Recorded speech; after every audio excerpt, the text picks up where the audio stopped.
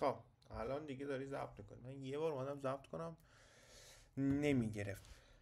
خب ما الان توی یکی از ویدیو ما دفعه ما یه دونه پرسپترون ساختیم. پرسپترون چیه؟ پرسپترون یه دونه لایه بیشتر نیست، یعنی اینپوت آوتپوتمون به یه لایه وصله. نه که بعده، ولی خیلی ابتدایی و معمولا هم جوابتون نمیده. من چقدر بزرگه تصویرم تو این جا. بذارید من این اول خودم کوچیک کنم. تواضع و فروتنی تو اوکی بکنم بعد همینطوری باشه. خب ما میخوایم چیکار کنیم؟ ما الان میخوایم ببینید شما وقتی با این پایتورچش شما وقتی سرچ کنید که آقا مثلا پایتورچ اگزمپل کد چی میاره براتون، شما قطعا یه چیزی که میبینید این کلاس هست. کلاس به شدت کلاس خوبی هم هست، نمیخوایم بگیم این چقدر کلیشه ایه.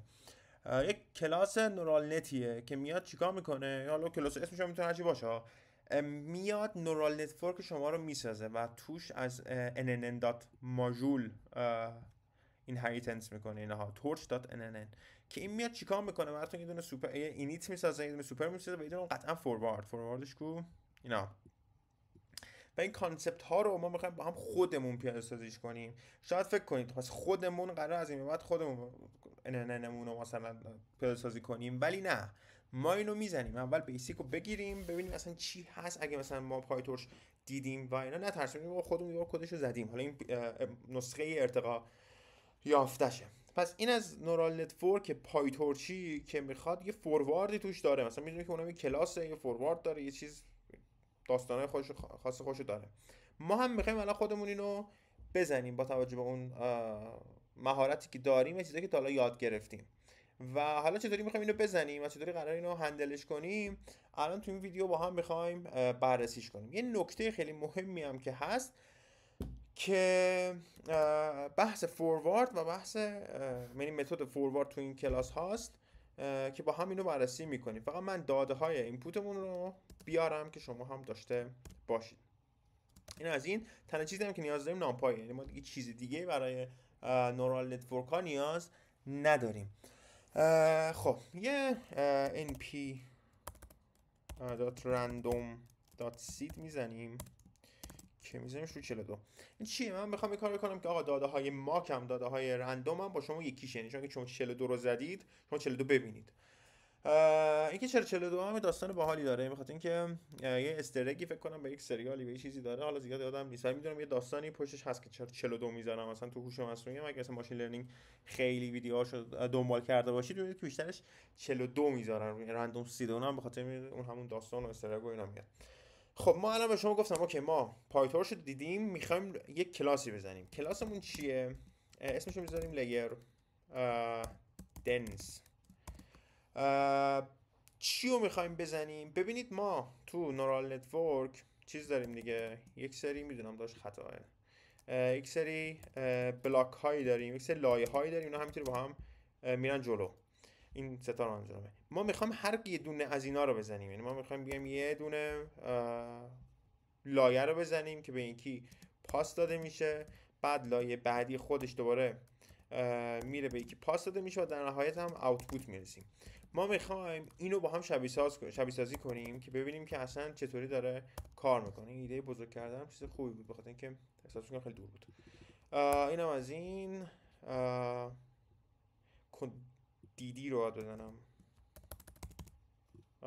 شورتکاتش دیدی بود ولی کار نمیکنه، نمیدونم، حالا بگذاریم. زین پاک کنم که خوشگل مشکل شه، با هم دونه دونه رو جدا. یک کلاسی میزنم به نام لیر دنس که این لیر ها رو ما بخوایم با هم پیاده سازی کنیم. ما ویدیو قبلی یه دونه لیر رو زدیم، ولی خب ما دوباره بیایم کد بزنیم، دوباره اونو بزنیم بد میشه دیگه. پس از OOP استفاده میکنیم و میایم سافت انجینیر تور میریم جلو و کدمون رو خوشگل میکنیم و خیلی هم کلاسش بالاتره چون که مثلا خود تورچ هم داره همین استفاده میکنه دیگه. چی میخوایم؟ طبق معمول همه کلاس های پایتون یه اینیت میخوایم که یه سلفی توش داره که یه اینپوتی رو احتمالاً باید داشته باشیم. اینپوت داریم و یکی هم ان نیورونز داریم. چقدر بعد دارم بد تایپ میکنم. حالا میخوایم چیکار کنیم؟ ما اولین کاری که میکنیم یه سلف دات ویتی داریم که میایم خیلی رندوم 1/10 رو ضرب در np.random.rand به اندازه چی؟ به اندازه n.inputs و n.neurons قرار میدیم. این از این موضوع. بعدی که میخوام باشون صحبت کنم بایسه که میگم چیکار میکنم. خیلی چیز ساده این که دات میکنم np، نه این دات نیست، زیرو، همش میخوام یه صفری باعث وزن صفری درست کنم، مثلا برای من فعلا الان مهم نیست n.neurons. اوکی، اینم از این ابتدایی ترین کار ما الان میخوایم چیکار کنیم. یه لیر یک میسازم که میگم که شما بیا از لیر یک استفاده. داداش چرا اینطوری میکنین؟ دنس 1 4 و 5 یعنی چی؟ من برعکس دادم اینا رو، فکر کنم الان به مشکل رو بخونم. دیگه درسته. آره، اینپوت هامون 4 تاست، اوتپوت هامون 5 تاست. ما اومدیم یک لایه درست کردیم با ورودی 4 تا، یعنی یک لایه 4 تایی، ولی خروجیش به 5 تا نورونه. حالا 5 تا نورون رو به کی میخوایم وصل کنیم؟ اینجا لیر 2 لیر دنس 5 به مثلا 1 5 به 4 اصلا فرقی نداره. شما خودتون رو بر اساس اون معماری و اون داده که دارید باید اینو هندل بکنید. خب اوکی، من اینو ساختم، اصلا بهتون نشونم میدم. این لیر یک رو شما ببینید، دات یه وضع رندوم شما میده و اگه مثلا این رو 42 بذارید شما هم همینو میبینید، یا چیز عجیب غریبی نیست. مثلا این بایس رو ببینید به شما اینو میده، همش هم صفره. اینو ما درست کردیم که فعلا داشته باشین لایه هامون رو. چی میخواد؟ ببینید توی نورال نتورک ما یک مفهومی رو داریم به نام فوروارد، که فوروارد چیه الان بهتون میگم. فوروارد چیه بعد اینکه مثلش رو ساختیم با هم بررسی کنیم. فوروارد چیه؟ فوروارد اون فلو کاره. یعنی چی؟ یعنی شما آقا 10 تا لایه دارید، اوکی، این 10 تا میان کلاس میسازید بر اساس این چیزی که دارید، ولی فلو رو، اینکه وقتی یه اینپوت یک داده میاد چه بلایی سرش بیاریم، فوروارد تشخیص میده. یعنی ما ممکنه اصلا بیایم یهو تو یه بار، یعنی ما بیایم یک نورال نتورک بسازیم به جای اینکه یک لایه بسازیم، 10 تا داده اینپوت بدیم، اون 10 تا رو فلوش تو اینجا میذاریم. یعنی مثل این ایجنت ها که از یه جا شروع میکنن میرن به یه استیت بعد خروجی رو به شما تحویل میدن، مثل این LLM ها. اینم همین شکلیه. این یه ورودی میگیره، یه سری کارا میکنه، یا پاسش میده بعدی، یا بازم لایه های دیگر رو میاره، بعد به شما خروجی میده. اینا رو ما میخوایم توی فوروارد داشته باشیم. پس یه سلف دات اوتپوت به من بده. اول اوتپوت به من بده که بیا mp دات کن. به نظرتون چی با چی میخوام دات کنم؟ قطعا اینپوت رو میخوام دات کنم. با چی؟ چیه که اینپوت درش ضرب میشه؟ قطعا وزنه. self dot weight. پس من الان چیکار کردم؟ ورودی ها رو در وزن ضرب کردم. چرا؟ چون من میدونم x در w به علاوه بایس. حتی این کوچیک بزرگش رو رعایت نکنم ولی همین که هست. یعنی w در x به علاوه بایس.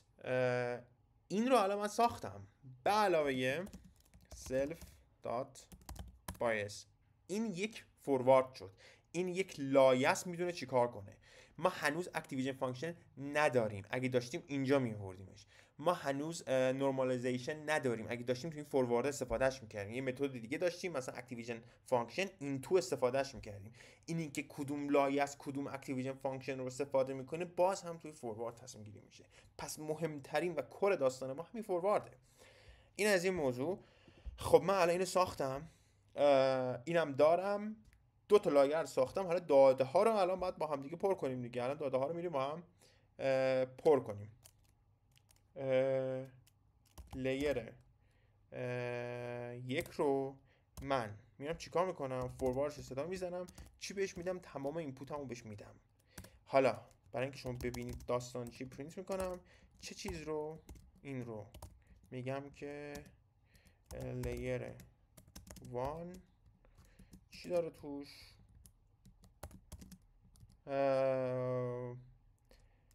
لیر 1 dot output. outputs. خب به کار نمیکنه. چرا کار نمیکنه؟ has no attribute forward. بخاطر اینکه من آپدیت نکردم احتمالاً، یا کردمش.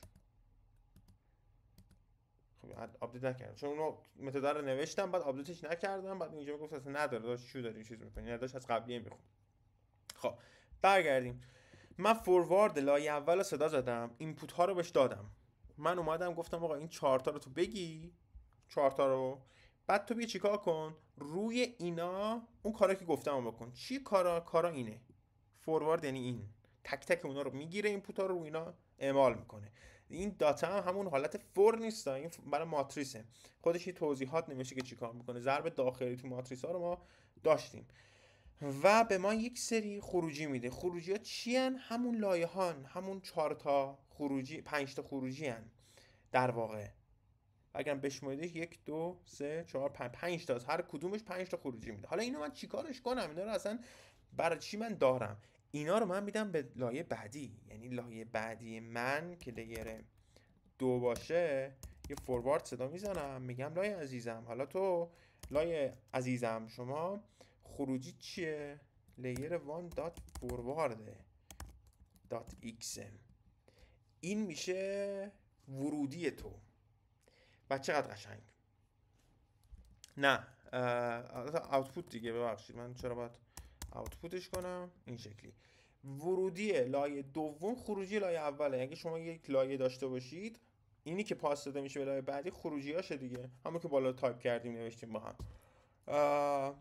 اگه اینجا مثلا ما ریترن میکردیم، مثلا اینجا اون چیزی که من نوشتم بعد پاکش کنم این بود که اگه مثلا ما ریترن میکردم همین self dot output رو، همون چیز کدی که من نوشتم رام میشد. ولی خب من نمیخوام همچین کار کنم، من میخوام که خودش تو متغیر ساختیم که همچین کاری کنه دیگه. این از این. یه بار دیگه اینو بسازم. اینم ساختیم. به به چه خوشگل. ایرور هم نداد. پرینت میکنم، میگم که f dot layer 2 برابر با layer 2 dot output. اینم آوتپوت لایه دوم. و این کاری که ما کردیم شد یک نورال نتورک. یک سری داده داریم، فرض کن عکس هر چیزی، به طریق لایه ها با هم در ارتباطن بر اساس نورون ها. و نورون ها اینجا واحد آبجکت ما نیستن و آبجکت ما لایه‌ن تا نورون. ما میتونیم یه دونه ایمپلیمنتیشن، یه دونه مثلا ویدیو هم ضبط کنیم که نورون ها رو با هم پیاده سازی کنیم و مثلا یک لیستی از نورون ها داشته باشیم. اون هم یک دیدگاهه، اونم درسته، نگیم که اون غلطه. اینم یک دیدگاهه. من برای اینکه ساده‌تر بشه اومدم ساختم. ما اینجا خیلی به نورون ها رو خیلی به عنوان مثلا یک کوانتیتی، یک متغیر نگاه نمی‌کنیم. و کل نورال نتورک اینه. چیو ما می‌خوایم در ادامه بحثش بدیم؟ این فوروارد است. یعنی از این به بعد ما هر چی که اضافه کنیم این فوروارد داره ارتقا پیدا میکنه. چرا؟ چون فوروارد باید خیلی ترتمیز در بیاد، جواب رو باید درست به شما بده و در نهایت هم خروجی داریم. حالا بر اساس اون چیزی که خواهیم داشت در ادامه ویدیو. ما با خروجی اونم با چی میرسیم؟ اصلا همین الان خروجیه.